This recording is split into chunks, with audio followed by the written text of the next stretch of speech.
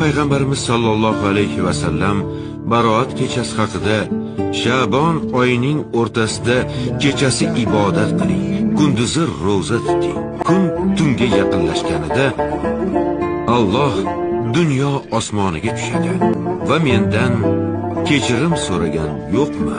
Uni kechiray. Mendan rizq so'ragan yo'qmi?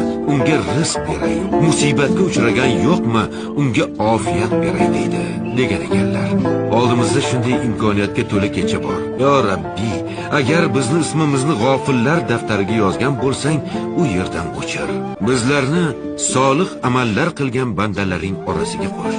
Bizlarni senga oshiq bo'lgan bandalaring daftariga yoz. Ertaga huzur mahsharda baroatimizni qo'limizga oladiganlardan qil. Yo Rabbiy, sen Rohimsan, Rahmonsan, G'ofursan, Hakimsan, Azizsan. Sen bizni yo'qdan bor qilgansan. Biz sening qullaringmiz. Osiymiz, gunohkormiz. Afinga tayanib isyonkor qullaring orasiga kirgan bo'lsak, bizlarni kechir. Amin.